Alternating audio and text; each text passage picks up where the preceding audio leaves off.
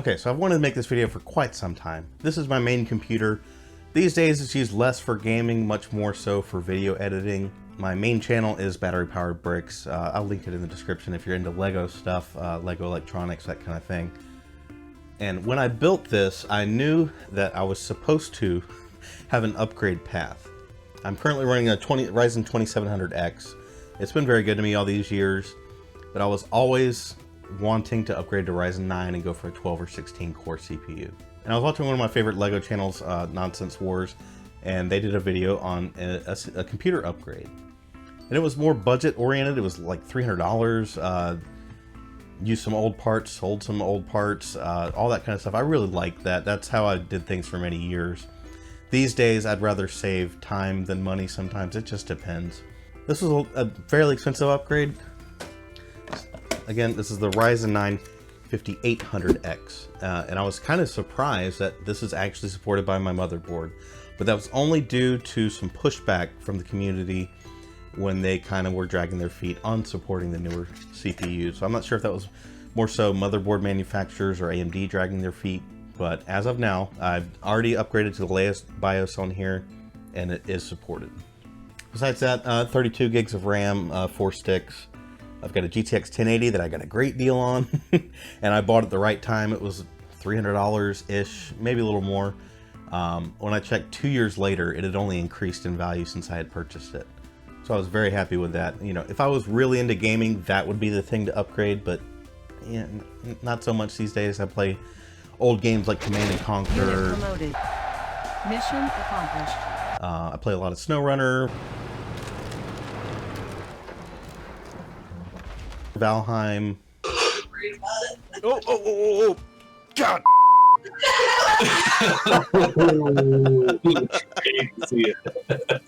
And this plays all that fine. CPU's not going to help with that much.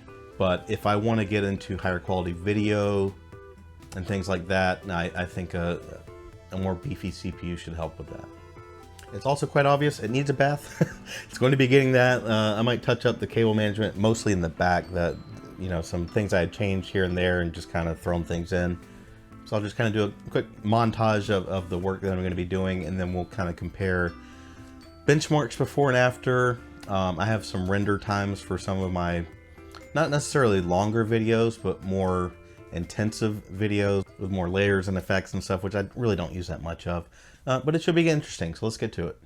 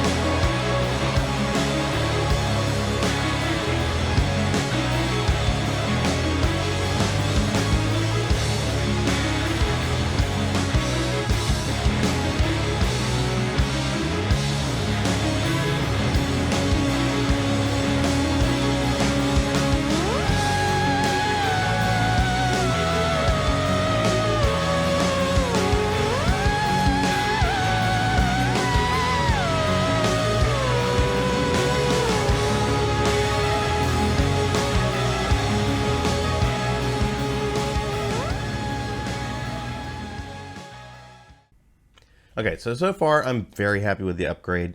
The chip does run pretty hot, or it just gets to temperature so quickly.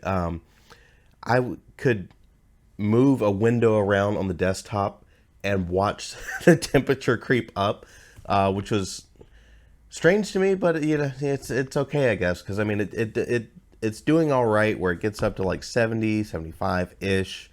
And typically kind of stays there. It's still boosting somewhat. And this is something I can go into later. I can undervolt and, you know, tweak some of the settings and see what I can do to get it to run a little bit cooler, a little bit better. My all-in-one water cooler is getting a little old, I guess, now. I've had it for a while. I had that with a Xeon X5670 that I think I ran around. I might have dialed it back to 4 gigahertz. I could get a little bit higher, but I had very intermittent stability issues. Sometimes it would take a week or two, and then it would reset, and it was like, fine, I'll just go back to 4 gigahertz, whatever. And then, of course, I had the Ryzen 2700. Then I had the 2700X, and then now I have this chip. So that cooler served me for a long time. You saw in the footage, it took me a while to get all the air bubbles out and to get it to run properly. And then had to take it upstairs and start that process over, getting all the bubbles out and getting it to run better. But eventually got it. One thing that threw me off is the idle temps are higher than I would have expected. I mean, they were sometimes 60, you know, and there's going to be some background processes running in there. Eventually, over time, it has kind of settled down to where it'll get to 49 as an idle temp. That's not great. But it's not awful either. Again, all this can be kind of dialed in with settings, and I may end up upgrading my water cooler. But was the upgrade worth it? Well, it was a lot of fun, and so that is a factor. You know, I love computers, and you know, it's something I like to do. And it's been a long time since I've had any kind of upgrade on my computer, so that was really cool. So as far as benchmarks, let's start with Cinebench. We had 1016, that's a single core score on the 2700X. This is R23. And 1580 with the 5900X. Why do I keep getting those two mixed up? That's a pretty big jump. And you got to remember, this isn't exactly how it breaks down, but it's kind of a rough way to estimate. 1,000 roughly on the single core for the 2700X, times that by 8. We get 8,000, which mine was 8893. So when you've got a single core score of 1580, you multiply that by 12, you're getting close to 20,000, which is what I got roughly with the 5900X. So that's huge. You know, that's a big, huge jump. And just in my day-to-day video editing, it's definitely faster. It made more of a difference than I thought it would. In some cases, some of my render times were cut in half, and that's a big deal for me. It's not like I'm making money from this, or you know, like those times actually affect my production or output, or you know, I'm not paying a team of people to sit here through renders. You know, it's not that kind of thing, but it does make things just a lot faster. You know, I would do a render and I'd go get up and go do something for a minute and then come back to it. Whereas this is almost quick enough to just click on a few things, do something else, and then jump right back on it.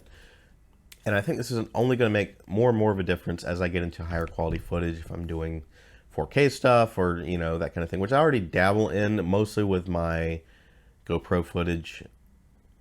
And even my DSLR seems to put a little bit more of a load than my cell phone.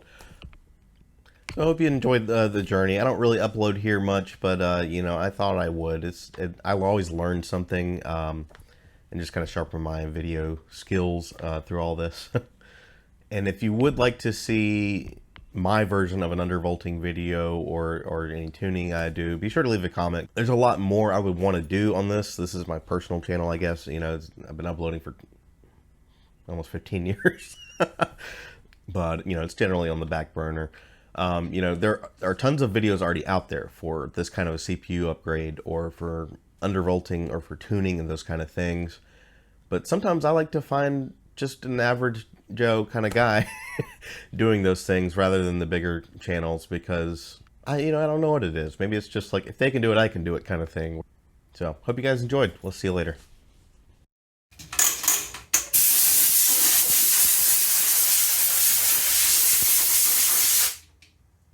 LTTstore.com